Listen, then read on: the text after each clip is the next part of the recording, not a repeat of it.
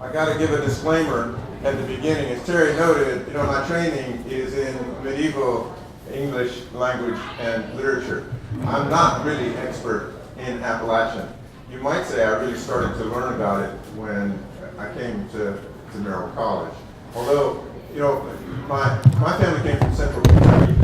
My grandfather grew up on a farm, became an MD and the president of the University of Louisville Medical School, and all of the males on my father's side of the family were MDs, and they would have loved for me to have been a doctor, but I decided not to. And my grandfather said about his partner in practice, Dr.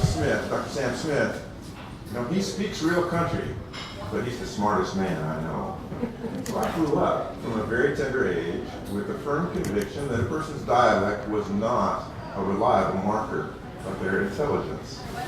And I find that whole question of to what extent it's fair to judge people quickly on the basis of their dialect is one of the big reasons that people are interested in talking about Appalachian. So that I think that on the Facebook page for Merrill College, the title that I saw for this talk was not exactly the whole title that I gave. I think what I saw. Fit. Tell me what you saw. It was the place and dignity of Appalachian English among American dialects, something like that, right? Did it start with an Appalachian expression? I didn't think so. So the title that I gave folk started out as this. They gave you the subtitle. The title proper was, "They Ain't Nary Quite Like It." I got some nods. Good. So some of you actually understand what that means. The very first senior thesis that I advised in 1991, actually they let me teach a year before they trusted me with senior thesis. But the very first one that I advised was from a fellow who was from a mountain background. And he wanted to write about the humor and the offense that are generated at the boundary between Appalachian English and General American. Because he observed that when he was on campus, he caught grief from his classmates for his mountain talk. And when he was home, he caught grief from his family for bringing home his book learning and putting on airs. So he felt like he had the worst of both worlds kind of all the time. And sometimes it was funny, and sometimes it was offensive. So he had this wealth of material. And this expression, "Vagnarian," was the funniest story that he told about humor and offense. He said they had a relative from California who came to visit the family here in Tennessee once. And the Californian was confused for a while, thinking there was a relative that he had not yet met, whose name was Aunt Marion. Because the relative had been hearing the family talking about stuff and heard somebody say Aunt Marion, and he, all he could process was they're talking about Aunt Marion, right? But no, Aunt Marion, of course, means they ain't nary a one, right? Which means there isn't any a one, which means there aren't any, right? So it takes about 3 or 4 different steps of translation to get it into General American. But of course, like lots of things, Appalachian, it has a wonderful Scots-Irish lineage. If you look in Wright's English Dialect Dictionary under Erie and Marion, you find out that the Scots folk would use a similar expression. It's related, of course, to yuns, right? Which comes ultimately from Scots, Irish, Northern English, you ones. And you can almost hear a Scottish person of the 17th century saying, you ones will be going with us before too long, right?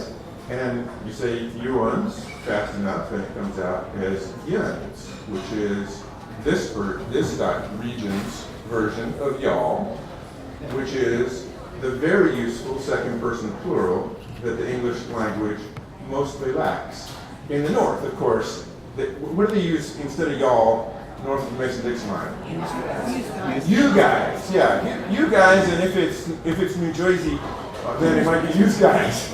I gotta tell you, the funniest example I ever heard of the second person plural pronoun in English, I was undergrad at Yale and I finished the fall semester. It was Christmas time. I was doing a little Christmas shopping at Macy's in downtown New Haven before heading home for the holidays. And I bought something, I don't remember what it was. And the clerk, I think, must have realized from my speech that I was a Southerner. I think she was trying to accommodate me, because she said when we were all done, "You all have a good Christmas." Wasn't that sweet of her?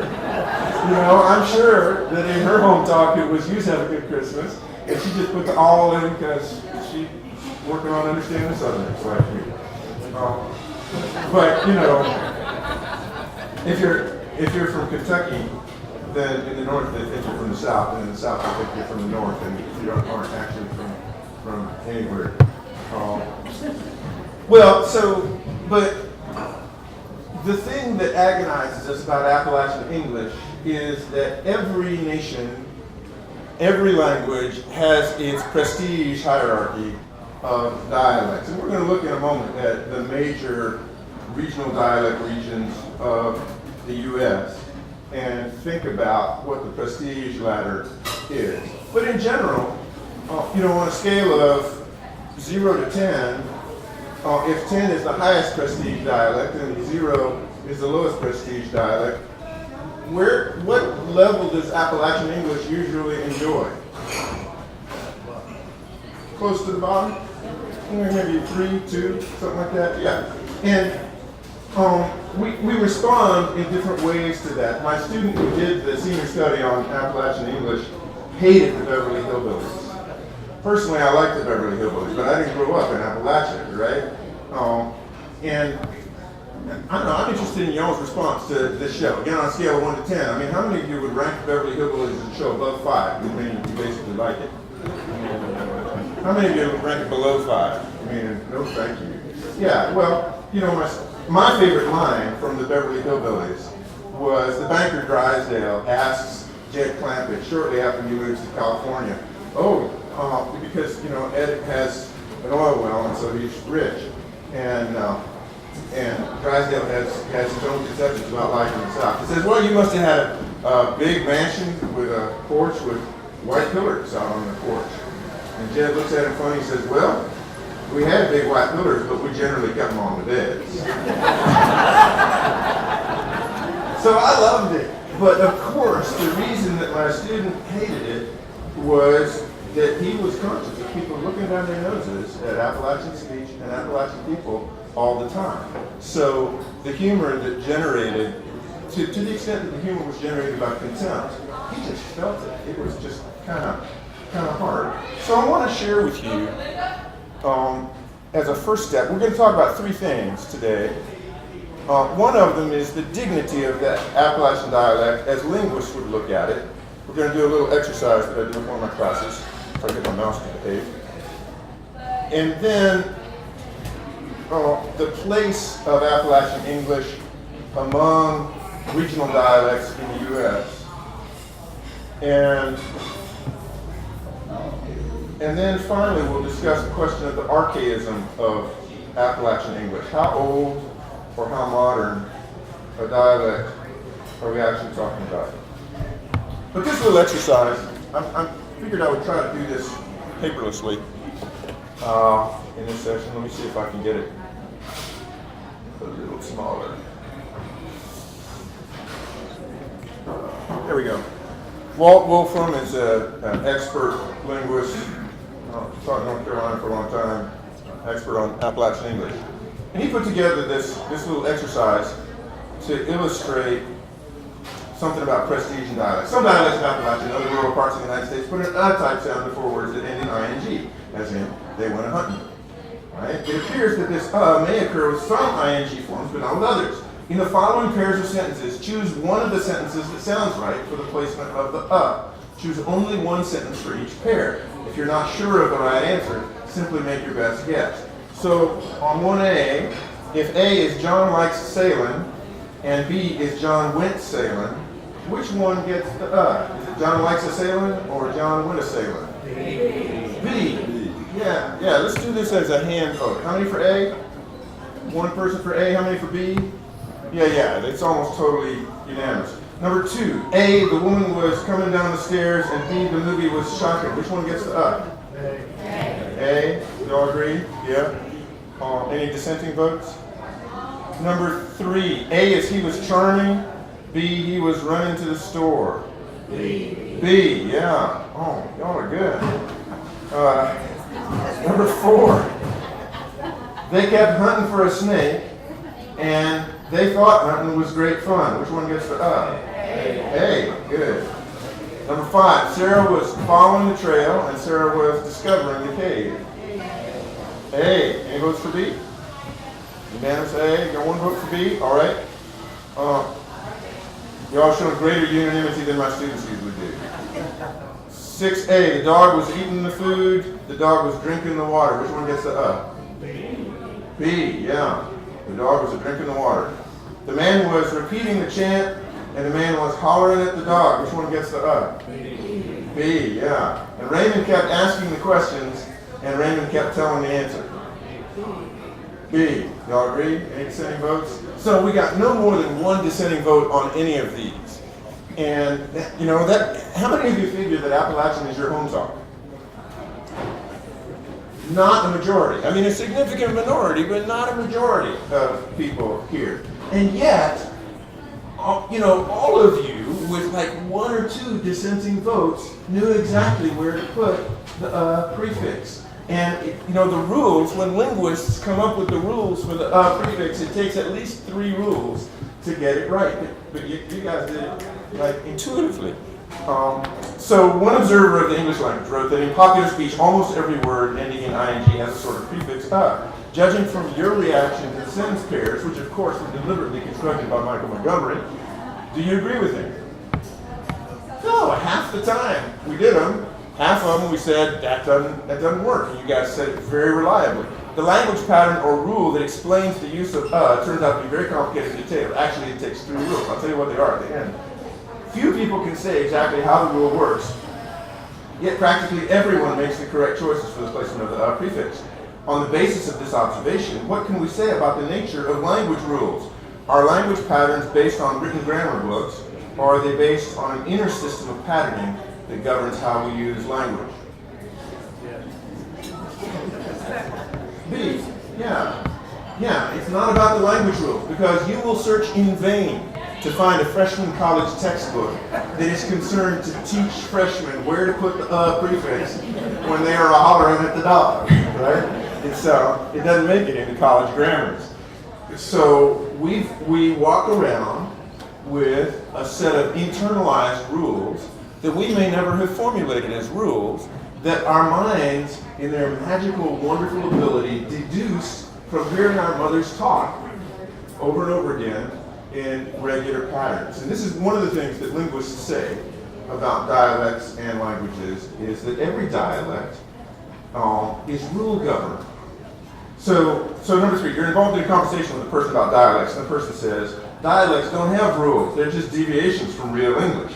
On the basis of this exercise, how would you respond to this statement? Any responses for our united friend? There are always rules. You may never have thought about the rules or formulated them in writing. And you may be describing aspects of language that people don't generally bother to put in books. But the rules are in your head. They're very systematic. Every dialect is rule governed. And linguists would say every dialect is totally adequate for the needs of its community of speakers, because if it weren't, they would change it. Language is always changing. Any living language, if it's not Latin, and there still live people who actually speak it from the cradle, you know, and people change it all the time. And if it's not doing what they want it to do, they'll come up with a new word or a new way of saying things.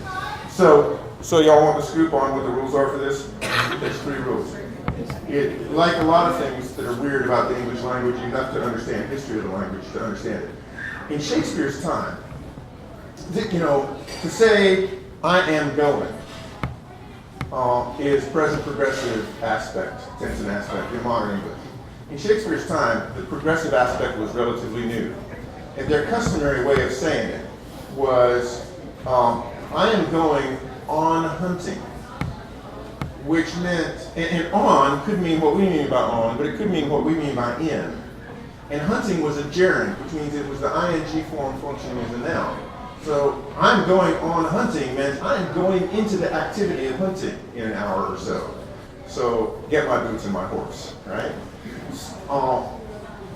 Because the on was just a preposition, a lowly preposition, and it was unstressed, eventually, I'm going on hunting came to be, I'm going on hunting.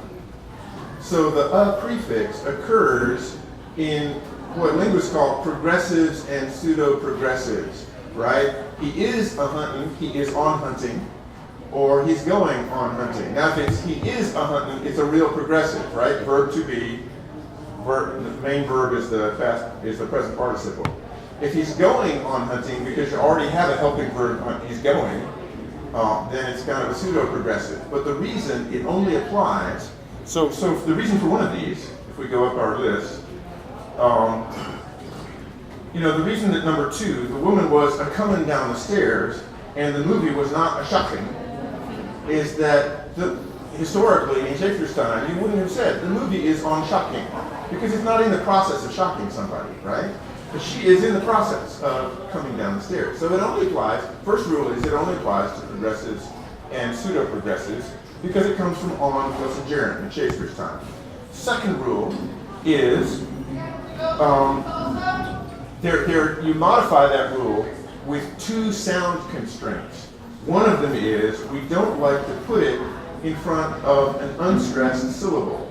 Because in English, we don't like to have 2 unstressed syllables in a row. Because our fundamental pattern of speech is iambic pentameter, believe it or not. And so we like to alternate the stressed and the unstressed ones. So in number 5, Sarah was a follower in the trail. But the reason she wasn't a discoverer in the cave is that the first syllable of discover is unstressed.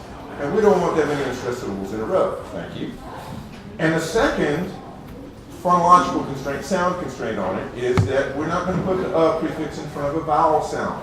So the reason the dog was not eating the food is that if we say eaten, we have to put in a glottal stop, Bird would say in Mary Poppins, in order to distinguish the 2 vowel sounds. And in American, we don't use a glottal stop, thank you.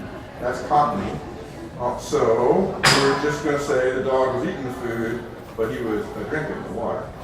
So it can be explained, right? Only linguists care to go through all the rules, but it's just as rule governed as any other variety of English.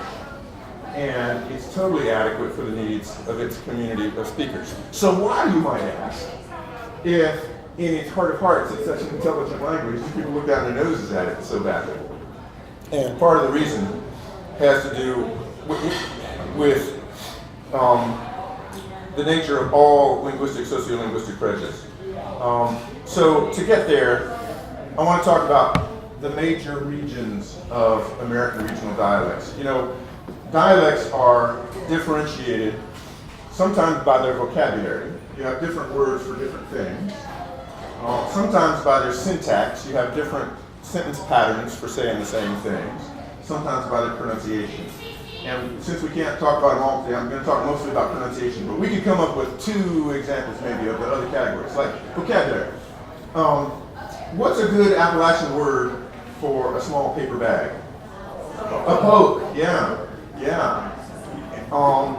And this is not specifically Appalachian, but it's generally Southern. What word do y'all use for a fizzy-carbonated, non-alcoholic beverage, regardless of whether it's light or dark? Coke, right. Yeah, so I've got a linguistic map. Somebody in North Carolina started using geographic information system software to map some of the features that differentiate our dialects, right? And of course, so the red on this map indicates where people predominantly say soda. And it's the Northeast of California, right? And the blue indicates the places where they predominantly say pop. And it's the upper Midwest and the Northwest, right? But down here in the green part in the Southeast, it's all Coke, regardless of whether it's light or dark, regardless of whether it's made by the PepsiCo or by the Coca-Cola company. It says yellow here is soft drink, and I don't see any yellow on the map, but I got to tell you, I grew up in Louisville, Kentucky, and where I grew up, soft drink was the predominant usage. And my theory about it, Yeah, my theory about it is in central Kentucky, people are really proud of the bourbon they produce. And so if you go to somebody's house and they say, would you like a drink? Everybody assumes it's an alcoholic drink, right? So if you want to specify a non-alcoholic drink, you either say, would you like a drink of water, or would you like a soft drink, right? I haven't tested that with linguistic research, but that's my personal hypothesis about it. But back to our American dialect regions. So there's a region in eastern New England up here with this boundary line that runs through Vermont and Connecticut. And then there's upper north, which runs from like Vermont through New York State and skirts around the southern boundary of the Great Lakes and up there. And there's lower north, which has a variety called Middle Atlantic, which is like Maryland and the Philadelphia area, Maryland, New Jersey, Pennsylvania. And upper north, going down to this biggest dividing line that you see running along, the darkest black line there, corresponds approximately to what historic boundary in American history? The Mason-Dixon line, absolutely. Now there are some linguists who will divide this not mostly into two regions, north and south, but into three. And they will say there's northern, there's North Midland, there's South Midland, and there's southern. So some linguists will put the heavy lines not at the Mason-Dixon line, but there and there. It goes back and forth. But then in upper south, that's right where we live, right? And then lower south is like Georgia, Alabama, Mississippi, right? And there are particular varieties. Virginia Piedmont is generally considered a variety of upper south. The most distinctive feature of Virginia Piedmont is O, as in about. It goes about to do such things. And you can also hear that in the speech of Peter Jennings, the Canadian former commentator on ABC News. There's a Canadian region that just has that dialect feature totally in common with Virginia Piedmont. And then in lower south, there's Eastern Carolina, which includes the famed Gullah dialect of Ocracoke Island, which has very heavy debts to African speech. Well, so Appalachian English is mostly a variety of Upper South. And I want to take you through some of the basics of what the experts say are pronunciation features of each of these dialect regions, just to differentiate them a little bit. Eastern New England, folk area of Boston, has the vowel ah in top, whereas most other regions in the country would say hot and top, right? Morning and horse are morning and horse, but the early part of the day and the four-footed animal that you might ride are morning and horse, right? And one of the most distinctive features of Eastern New England speech is broad A, as in ask, fast, half, and grass, right? Which to a lot of Americans makes it sound British. It has that feature in common with what people used to call the transatlantic dialect that Audrey Hepburn and other movie stars of the 30s and 40s, would speak. It was considered to be sort of high-class dialect. And it has relative R-lessness. R is not pronounced much in front of consonant sounds, but between two vowel sounds it will be pronounced. So this is what people make fun of with pakakai, yai, right? But cabby and Tory will get R's because they're between two vowel sounds, right? New York City, there are lots of different dialects. New Yorkers can perhaps tell which borough of New York you're from by your dialect, and I certainly can. The most famous one is what I call Bugs Bunny Brooklyn Bronx. Go down to Toy Toy Toy and see if you can buy some turkey, right? It's also tends to be R-less, relatively R-less. Unusually high realization of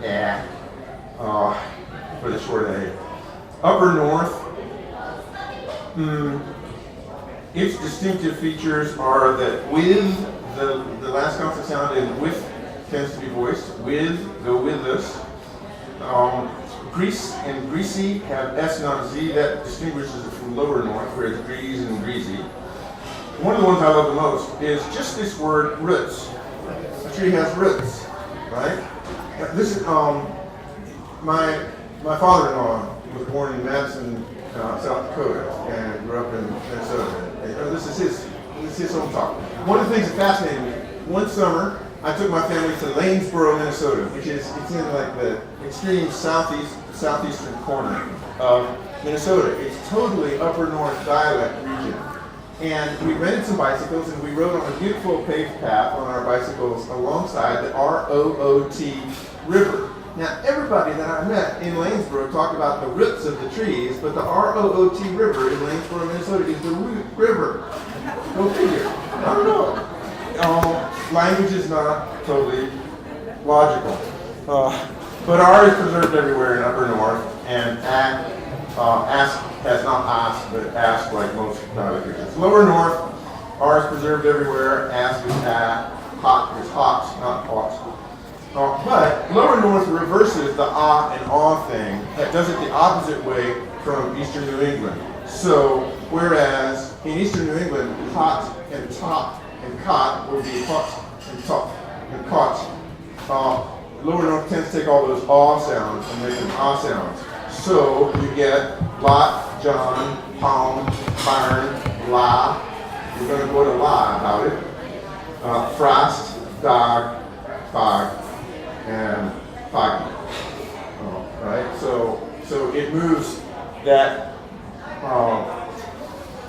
mid-back sound further front. And with instead of with, and grease and greasy instead of grease and greasy, and roots instead of roots.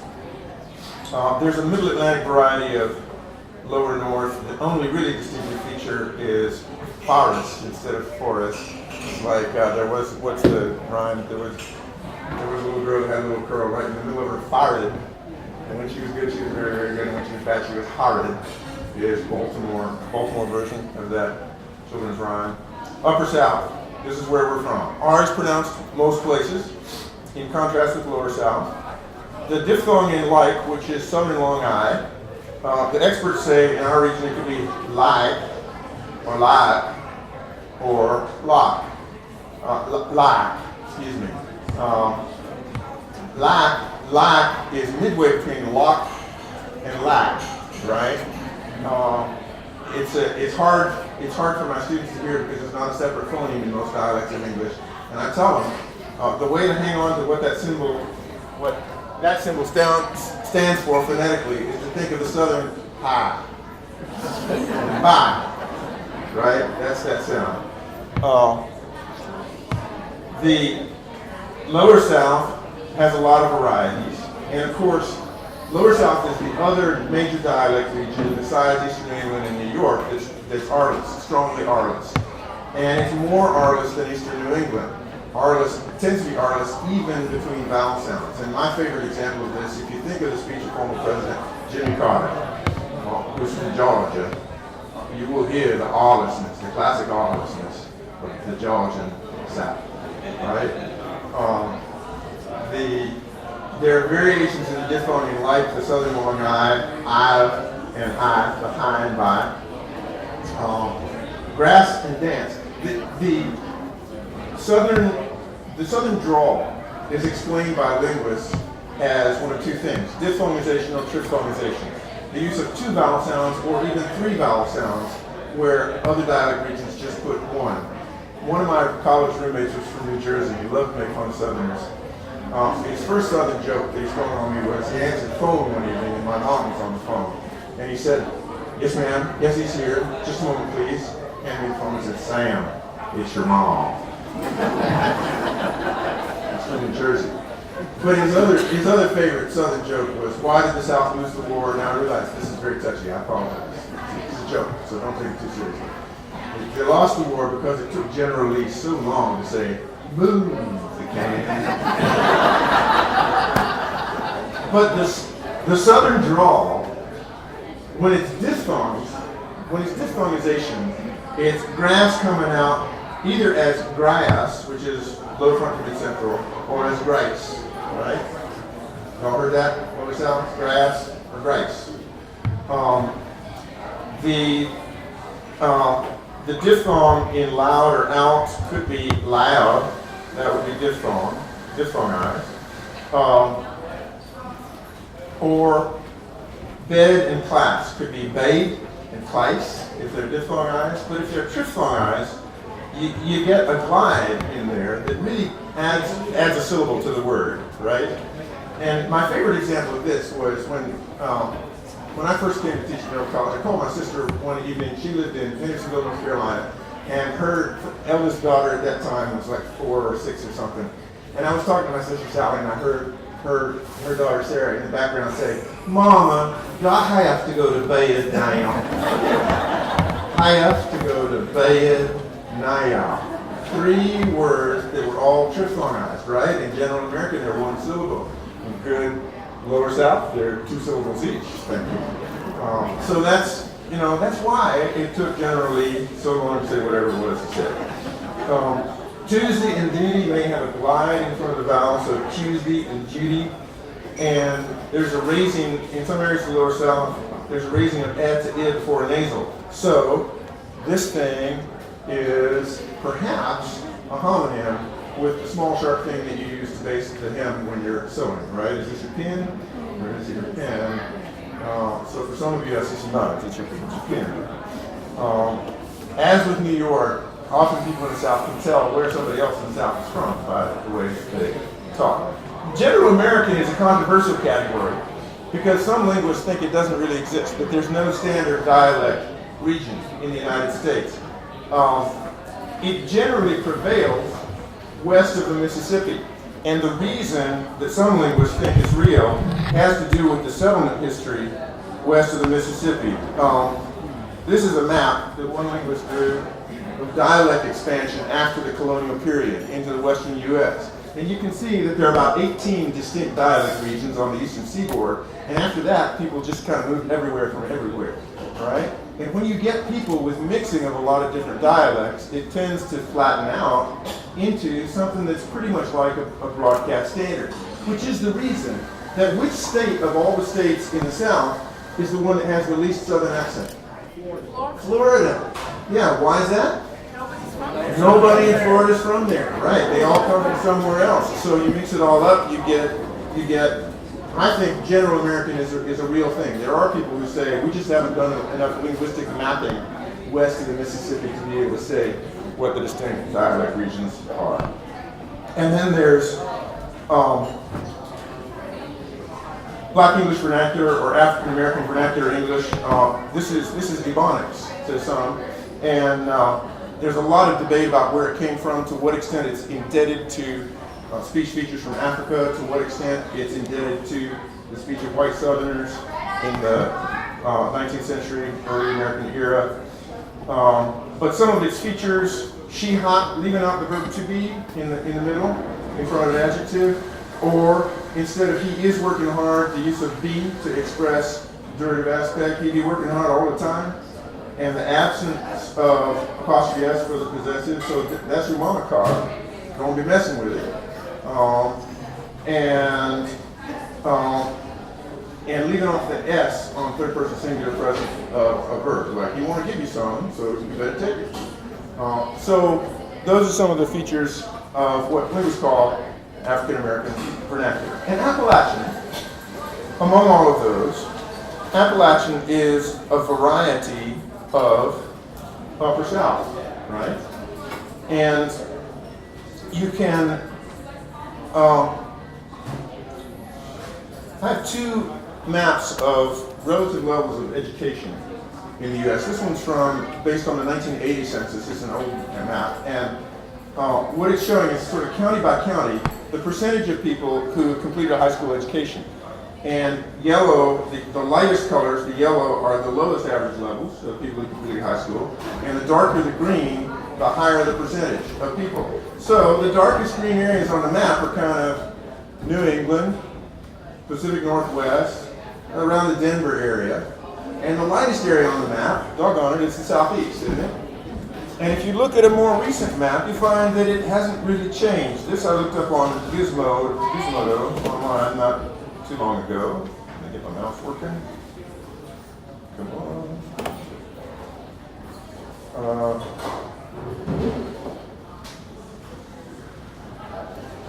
This one, similar map, but on this map, the darker the blue, the higher the average educational level, and the paler, the more white it is, the lower the average educational level. And you can sort of see on this map, one of the biggest, palest areas, this is eastern Kentucky coal mining region. That's kind of the heart of Appalachia, isn't it? So, it hasn't changed much between 1980 and now. Why is it, you suppose, that Appalachian tends to be below 5 on the prestige level? Well, it's because most people's attitudes toward language are basically a matter of sociolinguistic prejudice, right? So they think of the people that they know who speak like that, and they pigeonhole them according to their level of education, how much money they make, and they let that influence their opinion of the prestige. But in the meanwhile, I like to pay attention to the things about Appalachian English that have a long pedigree, because I don't know, people are funny. They respect things that are old, and the more they become aware of the things in Appalachian English that are old, maybe the more it commands their respect or attention. One of those things, for me, is the sources of our R-lessness. Linguists say you can trace the reason that Lower South and Eastern New England are relatively R-less historically, because in England, R-lessness in English dialects developed first in the South. And to this day, northern counties in England pronounce R's much more strongly than southern counties, right? The Queen's English is R-less. But like some friends of mine that I knew in graduate school were named Garth and Fiona. Their son's name was Peter. Garth was from London, Fiona was from Scotland. And when Garth called their son, he said, "Peter, come here." And when Fiona called their son, she said, "Peter, come here." Right? The Scottish R is a very strongly pronounced R with a point trill on the end of it. And, it's also true, you notice that Irish English has very strongly retroflex R's. Well, if the settlement pattern for Appalachia is that some families moved from Scotland to Ireland, and later they moved from Ireland to the United States, and they were predominantly Protestants, and so they called themselves Scots-Irish to distinguish themselves from Irish Catholics.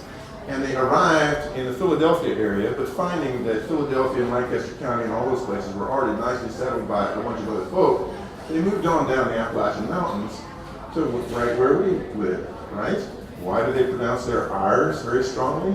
Because they're from Scotland and Ireland, thank you, where R's are pronounced very strongly.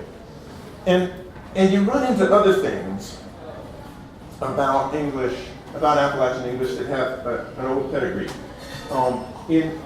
In Old English, modern English, we divide our verbs into irregular verbs and regular verbs, right? And the regular verbs, they make the past and the past participle by adding ed, right? Today I walked, yesterday I walked, I have often walked. But the irregular verbs, actually there are different varieties of irregular verbs, but most of them are what linguists call strong verbs, like today I write, yesterday I wrote, I have often written. You make the past and the past participle not by adding an ed, but by changing a vowel in the root. And that goes way back in all Germanic languages, and it's not in languages that are not Germanic. The interesting thing is that we've changed some of those verbs around since before 1066. So, for instance,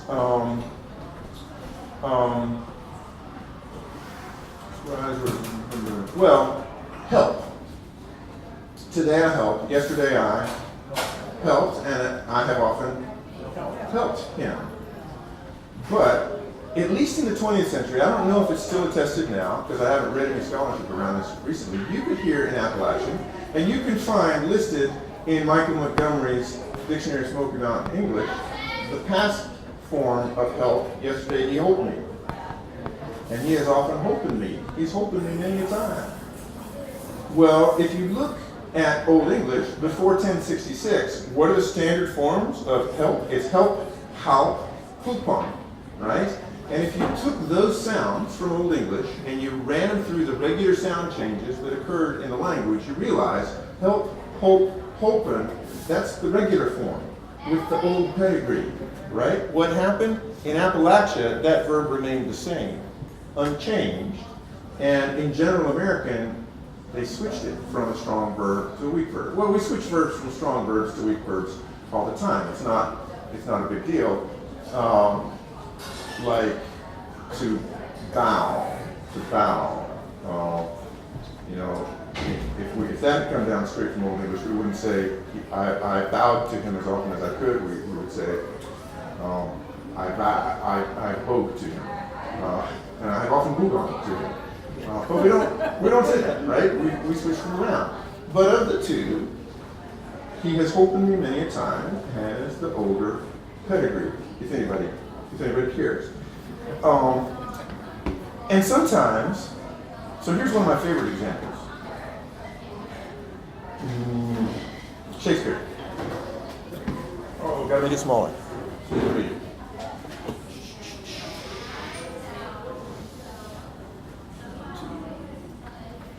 100, that's almost it. Down to 75, and you'll be able to read it. So this is Act 5 of Hamlet.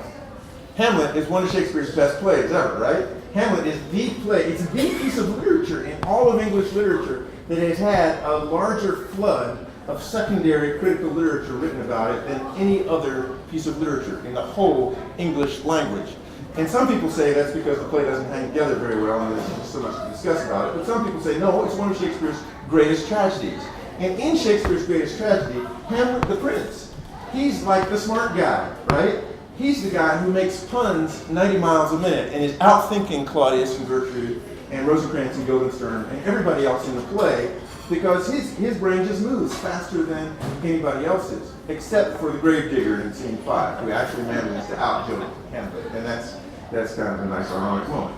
Hamlet, in Act 5, has escaped from the nefarious plot of Claudius to try to have Rosencrantz and Guildenstern kill him on the ship. And he's been captured by pirates and has been returned by pirates to Denmark. And he shows up at the funeral of Ophelia, meeting his friend Horatio in secret before he rejoins the royal family at the funeral. And he's described to Horatio the way that he managed to turn the tables on Rosencrantz and Guildenstern and send them to their deaths instead of his being sent to his death. And managed to, and he says, I did that rashly, it just a fit of rashness came on me and I took their letter and I just changed stuff. Rashly, he says, Horatio, let us know our indiscretion sometimes serves us well when our deep plots do pall. And that should learn us there's a divinity that shapes our ends. Rough hew them how we will. Well, this is one of the biggest thematic moments in one of Shakespeare's best plays, right? Hamlet delayed the whole play, and his problem was that he kept procrastinating. And finally, when he acted intuitively and rashly, there was a kind of divine providence supervising what he did. And how does Shakespeare say it? Express it? That'll learn you. Right? Did you notice that for Shakespeare, that should learn us means that should teach us? But you just try, use and learn to mean teach in 21st century America, and you look at what kind of looks people give you. Right? It has a great pedigree, but it doesn't enjoy the prestige, perhaps, to which it ought to be entitled. In graduate school, another of my friends did research on mummers' plays. Mummers' plays were informal plays produced out in the countryside in the 15th and 16th centuries. So the century before Shakespeare and Shakespeare's century. And he was researching the connection of mummers' plays to older, like 14th century medieval literature. But he found some scholarship about a mummers' play that had been produced in Shakespeare's time, and its descendant was being produced in Appalachia. And I don't remember the details of the plot, but what he told me about it was that one of the ways the scholars know this is absolutely the same play is that in the early modern English version, the Shakespeare's period version, somebody would come out before the play began with a broom, and he would sweep people back from the playing area because it wasn't an elevated stage. And he would say, room, room, gallants, have room.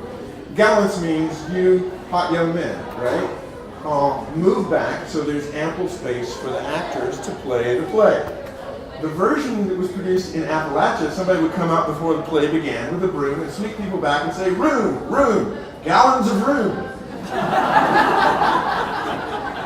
Because gallants no longer meant anything to anybody, right? But you had this tradition that you had to keep up with the play. So they made sense of it the best way they could, and, on with the show. That's the way it goes. So this is Appalachian English for us, it's got this great pedigree, despite the fact that it doesn't get the respect that its pedigree deserves. When like me, if you study medieval English and you encounter these things in Appalachian English and you think, oh, how charmingly antique some of the aspects are, it generates what one of my students calls a kind of myth that Appalachian English is just Elizabethan English, sort of preserved in stone, or preserved like a delicate butterfly, right, into modern times.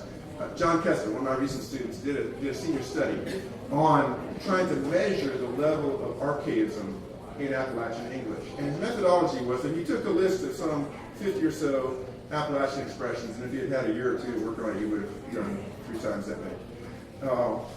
And he took the equivalent expressions in General American, and he just looked up the etymologies to see what's the earliest date at which we can find those expressions attested. And what he found was that while some of the Appalachian expressions clearly go back to Scots-Irish English on the continent, a lot of them were invented right here, sometimes for things that only grew right here, right? But sometimes for ideas that are pretty colorful. He took a lot of his examples from novels or literary works written by novelists who knew the Appalachian region well. And one of the words that he picked, it's one of my favorites, is the verb absquatulate. Is this a verb anybody knows? I had never run into it. Apparently it means to skulk off. Like, that old skunk, he just absquatulated out of here as fast as he could before I got my rifle. I think that's how you use it, but I'm not an expert on it. So, and what John found was that if you tabulate kind of on average the level of antiquity of the vocabulary, you find out that Appalachian vocabulary is on average more recent in its origins than General American vocabulary on average. But then every once in a while we run into these stunning things that have been preserved from an earlier era that changed from General American that make us realize, doggone it, this language is worth being proud of, worth paying attention to. So, as I continually say to my students, it's a rule-governed language. It's quite adequate for the needs of its community of speakers. It has charming archaisms, but it's actually less archaic than General American. Don't ever let anybody make you ashamed of your home talk. Recognize when you might need to put a business suit of General American on your language if you want people not to look down their noses at you on some particular occasion. But among dialects, they ain't marrying just white like it.